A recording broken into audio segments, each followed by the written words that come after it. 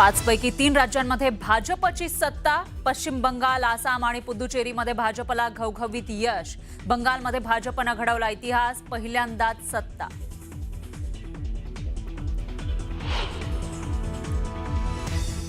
दिल्लीतील भाजप मुख्यालयातून विजयी जल्लोष। थोड्याच वेळामध्ये नरेंद्र मोदी भाजप मुख्यालयात येणार। पंतप्रधान मोदी काय बोलणार याकडे देशाचं लक्ष। पश्चिम बंगालमध्ये भाजपने घडवला इतिहास, पहिल्यांदाच सत्ता। पश्चिम बंगालमध्ये दीदींच्या तृणमूल काँग्रेसला मोठा धक्का। भाजपचे स्टार प्रचारक फडणवीसांचा प्रचार पॅटर्नचा करिश्मा कायम। पश्चिम बंगाल, आसाममध्ये जिथे प्रचार केला ते सर्व उमेदवार विजयी।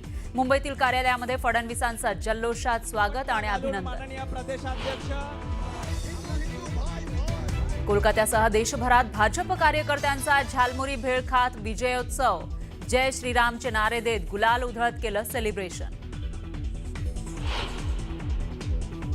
तामिळनाडूमध्ये थलपती विजय यांचा डीएमके आणि एआयडीएमकेला धोबीपछाड। टीव्हीके 100 पार तर स्टॅलिन सत्तेवरून पायउतार। हेमंत बिस्वा शर्मांनी आसामचा गड राखला। 99चा आकडा गाठत निर्विवाद सत्ता कायम। काँग्रेसच्या गौरव गोगोईंवर पराभवाची नामुष्की। केरळमध्ये सत्ता पालट। काँग्रेसच्या नेतृत्वाखालील यूडीएफनं गाठली मॅजिक फिगर। पिनराई विजयन 10 वर्षांनंतर सत्तेतून पायउतार। राहुल गांधींनी मानले मतदारांचे आभार। आणि राहुरी तसंच बारामती विधानसभा पोटनिवडणुकीमध्ये महायुतीचा दमदार विजय। बारामतीमधून उपमुख्यमंत्री सुनेत्रा पवारांचा विक्रमी मताधिक्यानं विजय तर राहुरीतून अक्षय कर्डिलेंचा मोठा विजय।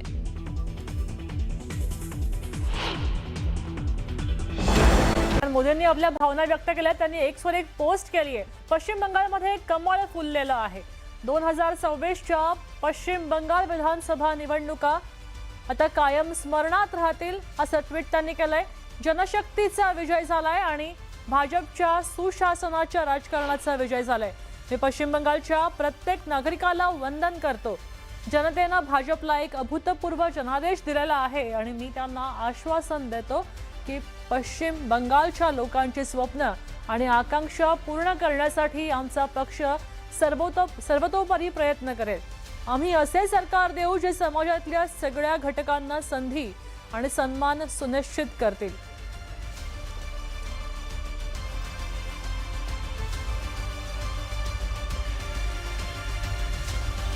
नेमकं त्यांनी म्हटलंय काय आपल्या ट्विटमध्ये हे आपण वाचून घेऊया। पश्चिम बंगाल विधानसभा निवडणुका झाल्या आणि त्यानंतर मोदींनी ट्विट केलंय पश्चिम बंगालमध्ये कमळ फुललं आहे हे त्यांनी ट्विटमध्ये म्हटलेलं आहे। तर 2026च्या पश्चिम बंगाल विधानसभा निवडणुका कायमच स्मरणात राहतील। जनशक्तीचा विजय झालाय आणि भाजपच्या सुशासनाच्या राजकारणाचा विजय सुद्धा झालेला आहे। मी पश्चिम बंगालच्या प्रत्येक नागरिकाला वंदन करतो असंही ते म्हणतायत। पश्चिम बंगालच्या लोकांची स्वप्न आणि आकांक्षा पूर्ण करण्यासाठी आमचा पक्ष सर्वतोपरी प्रयत्न करेल।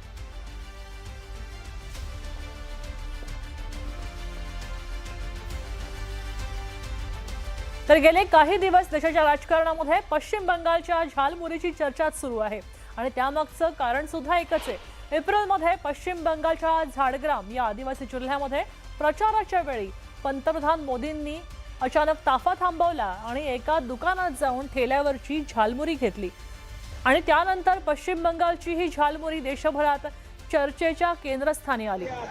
पश्चिम बंगाल विधानसभेमध्ये दणदणीत विजय मिळाला आणि त्यानंतर झालमुरी भाजपच्या विजयाचं प्रतीकच झाली।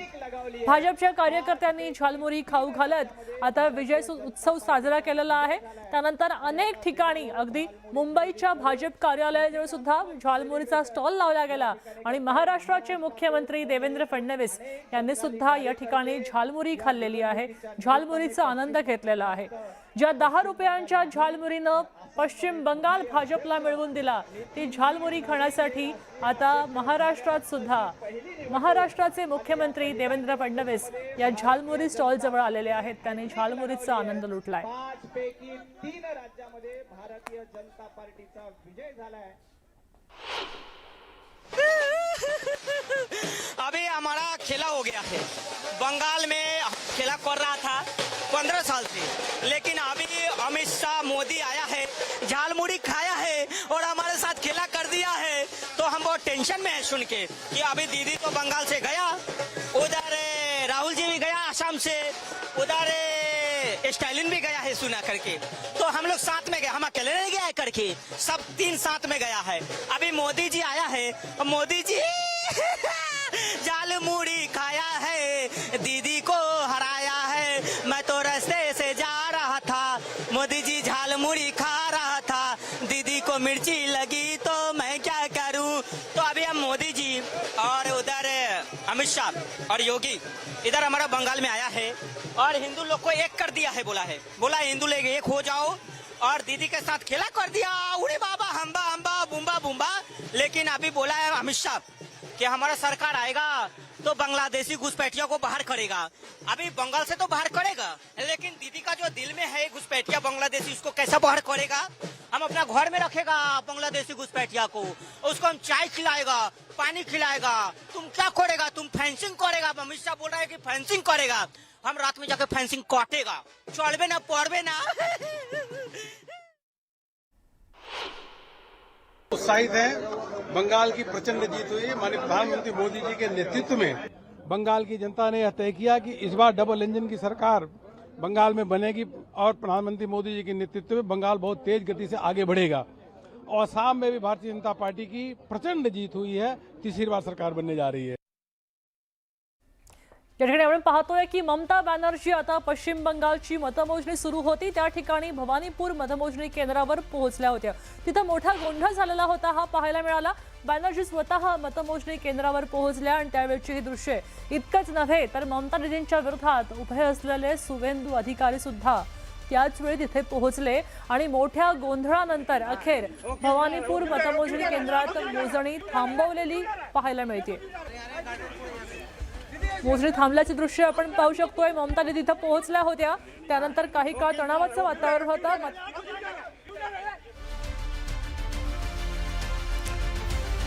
आपण नंदीग्राम मधनं पाहतोय सुवेंदू अधिकारी या ठिकाणी विजयी झालेले आहेत। पश्चिम बंगालच्या सुवेंदू अधिकारी इथं विजयी झाल्याचं पाहायला मिळत आहे। एकच जागेचा निकाल अजूनपर्यंत तर बोलपूर मधनं चंद्रनाथ सिन्हा टीएमसी जे आहेत ते विजयी झालेले पाहायला मिळत आहेत। पश्चिम बंगालचा निकाल आपण पाहतोय।